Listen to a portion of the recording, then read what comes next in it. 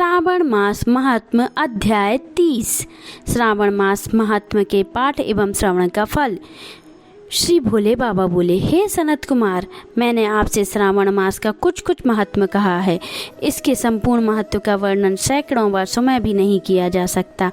मेरी इस कल्याणी प्रिया सती ने दक्ष के यज्ञ में अपना शरीर दग्ध करके पुनः हिमालय की पुत्री के रूप में जन्म लिया। श्रावण मास में व्रत करके के कारण वह मुझे पुनः प्राप्त हुई, इसलिए श्रावण मुझे बहुत प्रिय है। इस मास का अधिक शीतल होता है और न ही अधिक गर्म होता है।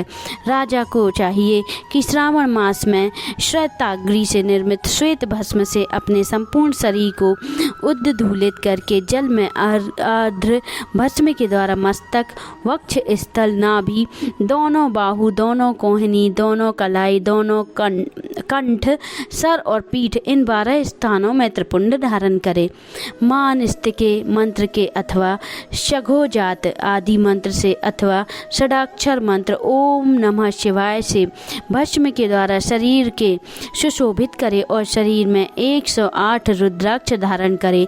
कंठ में 32 रुद्राक्ष, सर पर 22, दोनों कोनों पे 12, दोनों हाथों पे 24, दोनों भुजाओं में 8, ललाट पर 1 और शिखा के अग्रभाग में 1 रुद्राक्ष धारण करके इस प्रकार के समझ करके मेरा पूजन कर पंचाक्षर मंत्र का जप करे। हे विपेंद्र, श्रावण मास में जो ऐसा करता है वह मेरी ही स्वरूप है, इसमें संदेह नहीं है। इस मास में मेरा अत्यंत प्रिय जानकर केशव की तथा मेरी पूजा करनी चाहिए। इस मास में मेरी अत्यंत प्रिय तिथि कृष्ण जन्माष्टमी है, जो कि युगादि तिथि के अनुसार मास का नामकरण होता है। अतः श्रावण कृष्ण अष्टमी को भाद्रपद अष्टमी समझनी चाहिए पड़ती है। इस दिन श्रावण श्री हरि के देवकी के गर्भ से उत्पन्न हुए थे।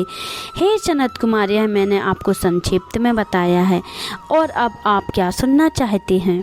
सनत कुमार बोले, हे पार्वती पतिये, आपने श्रावण मास का जो कृत्य कहा उसे सुनकर आनंद सागर में निर्गम रहने के कारण और उसका वर्णन विस्तृत होने के कारण व्यवस्थित रूप से स्मृति नहीं बन पाई। अतः हे नाथ, आप क्रम में सबको यथार्थ रूप से बताइए। सावधानी से सुनकर मैं भक्तिपूर्वक उन्हें धारण करूँगा। ईश्वर बोले, हे सनत कुमार, श्रावण मास की शुभ अनुक्रमिका में आप सावधान होकर सुनिए।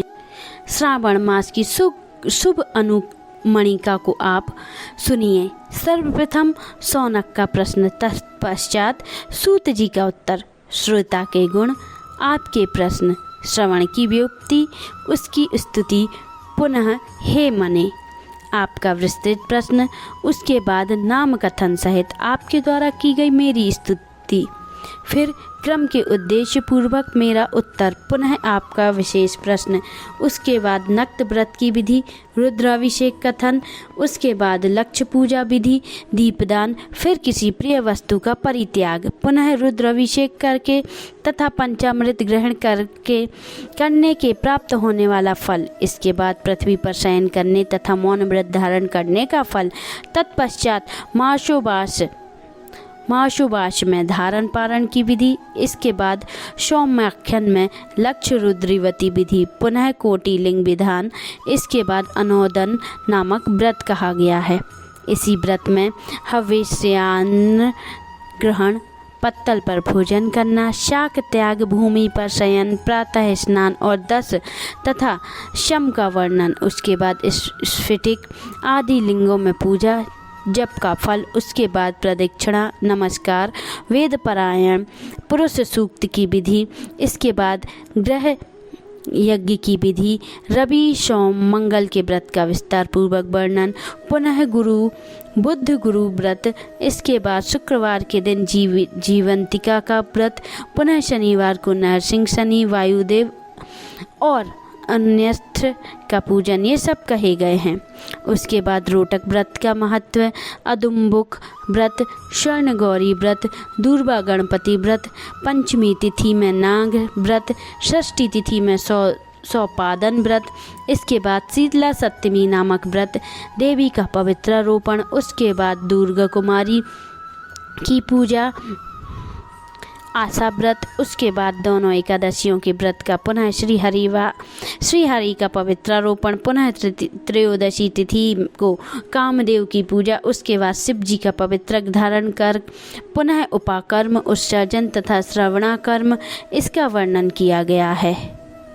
इसके बाद सर्वपल्ली, हयग्रीव, जन्मोत्सव, सभादीप, रक्षाबंधन, संकटनाश व्रत, कृष्ण जन्माष्टमी तथा उसकी कथा, पिठोरी नामक व्रत, पोला नामक व्रत, कुश ग्रहण, नदियों का रजोधर्म, सह संक्रमण में गोप्रसव होने पर उसकी शांति, कर्क सह संक्रमण काल में तथा श्रावण मास में दान स्नान महत्व, श्रावण, उसके बाद वाचक पूजा, उसके बाद अगस्त अर्घ्य विधि, फिर कर्मों तथा कर्मों के काल का निर्णय बताया गया है। जो श्रावण मास महत्व का पाठ करता है अथवा इसका श्रवण करता है वह इस भाग में किए गए व्रतों का फल प्राप्त करता है। हे सनत कुमार, इस प्रकार आप शुभ अनुकर्मों से अपने हृदय में धारण कीजिए।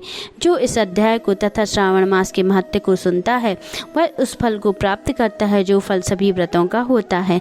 हे विप्रे, अधिक कहने में क्या लाभ है। श्रावण मास में जो विधि विधान किया गया है उसमें किसी एक व्रत का भी करने वाला मुझे प्रिय है। सूत जी बोले, हे शौनक, शिव जी के अमृतमय इस उत्तम वचन को अपने कर्णपुट से कान करके सनत कुमार आनंदित हुए और कृत्य हो गए। श्रावण मास की स्तुति करते हुए, हृदय में शिव जी का स्मरण करते हुए वे देवर्षि श्रेष्ठ सनत कुमार शंकर जी से आज्ञा लेकर चले गए। जिस किसी के समक्ष इस अत्यंत श्रेष्ठ रहस्य को प्रकाशित नहीं करना चाहिए। हे प्रभु, आपकी योग्यता देखकर मैं भी इसे आपसे कहा है। इस प्रकार स्कंद पुराण के अंतर्गत ईश्वर सनत कुमार संवाद में श्रावण मास महत्व में अनुक्रमणी का कथन नामक 30वां अध्याय संपन्न हुआ। आप सभी का धन्यवाद। आपने 30 दिन तक इस कथा का श्रवण किया। आप सभी का बहुत बहुत धन्यवाद। बोलिए ओम नमः शिवाय। श्री हरि नारायण की जय। अगर आपने अभी तक हमारे चैनल को सब्सक्राइब नहीं किया है तो जल्दी से आप सब्सक्राइब कर लें, जिससे आने वाले वीडियो आपको जल्दी मिलते जाएं, और नोटिफिकेशन बेल आइकन को प्रेस करें जिससे आपको हमारे वीडियो का नोटिफिकेशन मिलता रहे, और लाइक और कमेंट करना ना भूलें। आप सभी को नमस्कार।